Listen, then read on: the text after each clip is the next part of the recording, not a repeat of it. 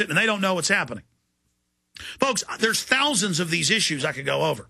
And I've interviewed top scientists, many of them making $2, $3, $4 million a year, holding patents. They would feed, in one case in England in the early 90s, GMO potatoes to rats. They would become sterilized. They would have their life expectancy cut in half. They would have mutations after birth, which is very rare. I mean, literally like a horror movie. And then the scientists would go and say, we can't put this on the market. It's sterilizing. And they were told, shut up.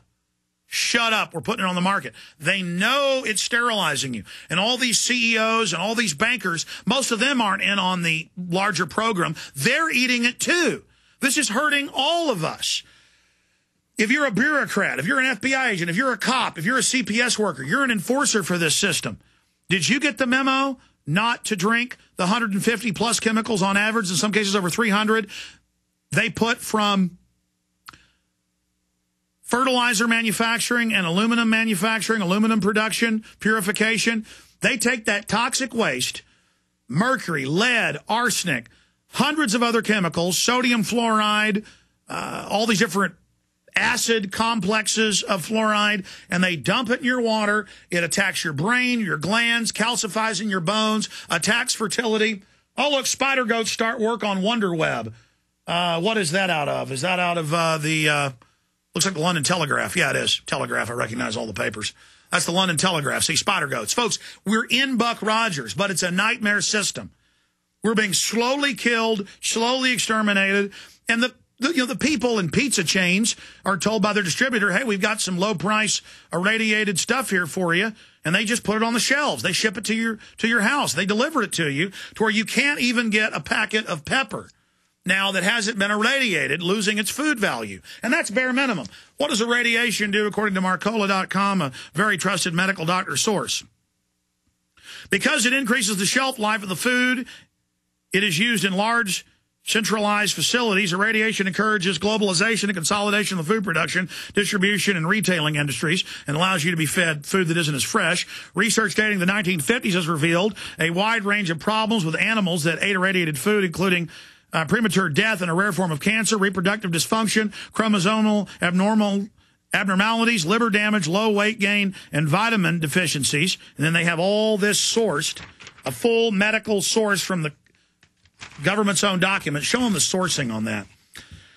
Irradiation destroys vitamins, essential fatty acids, and other nutrients in foods, sometimes significantly. I mean, it just goes on and on. The process destroys 80% of vitamin A in eggs, but the FDA nonetheless legalized irradiation of these products. Goes on. There's all the sources. Absolute fact. So, again, I'm only giving you a very tiny fraction of this. Let's now play a clip from MSNBC Hardball with their CNBC co-host coming on, the info girl, the info babe, telling you, hey, what's wrong with lead in toys? Here it is. Coming closer. I think people should be careful what they wish for on China. You know, if China were to revalue its currency, or China is to start making, say, toys that don't have lead in them, or food that isn't poisonous. Can you get a little closer to the camera? What is it? Is it coming in closer? No, coming closer. Right. Their costs of production are going to go up, and that means prices at Walmart here in the United States are going to go up too. Can you get a little closer to the camera? Yeah, the particular clip they found, I appreciate it. That's not the right clip. That's some joke clip.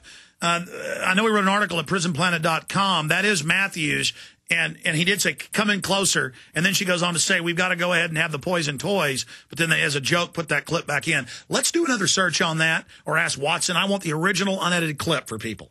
Okay, here's another clip.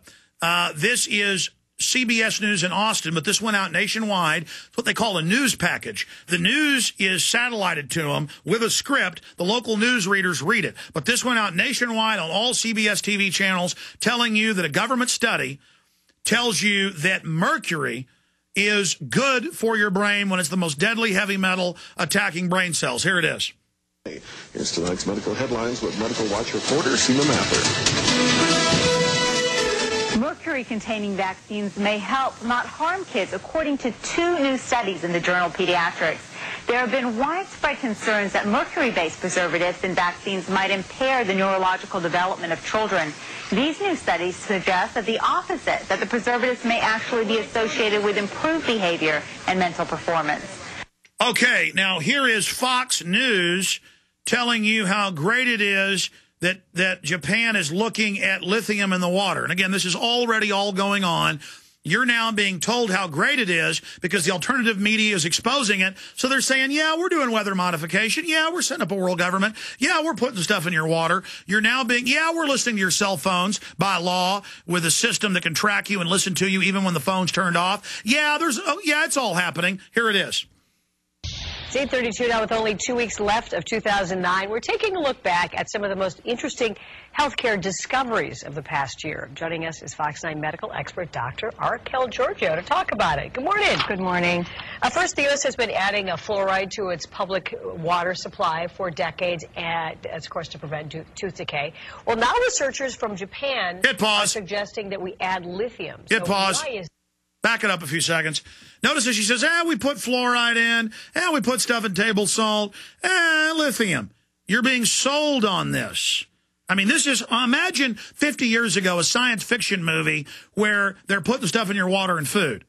Well, they did write a science fiction book, 1932, Brave New World, where they do drug you. And Aldous Huxley, who wrote it, his brother was a head eugenicist. He gave a 1962 speech at Berkeley saying, this is actually our plan. We are doing this. My book is nonfiction. Finish the clip. Prevent tooth decay. Well, now researchers from Japan are suggesting that we add lithium. So why is that?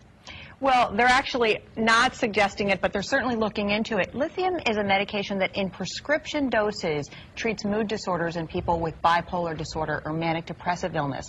And what these researchers found in Japan is that lithium is present in trace amounts in the normal water supply in some communities. And in those communities, they have a lower suicide rate. And so they're really investigating whether trace amounts of lithium... And they have lower sex drive and are obese and have brain damage. Enough to really, in a positive way, without having the bad effects of lithium, positive way. To really affect the mood and decrease the suicide rate. Very interesting concept. You know, it's the same reason why we put iodine and salt, fluoride in water. There's many different examples of... All right, so there you are. It goes on and on, how great it is and how wonderful it is and how we need it. And we did find the unedited clip on YouTube of the MSNBC host. It's a CNBC host on MSNBC with Chris Matthews. And he's sitting there and she's talking about how great it is to do this. You're being sold that poison is good. You're being told mercury is good for you. You're being told irradiation is good for you. You're being told GMO crops is good for you. As all these new diseases pop up, as all this illness takes place, they get to kill you off early before you get Social Security, suck your savings out in medical care. The average doctor has no idea this is happening. We are all living in a nightmare science fiction control grid. Wake up, people. Have the mental strength to admit what's happening.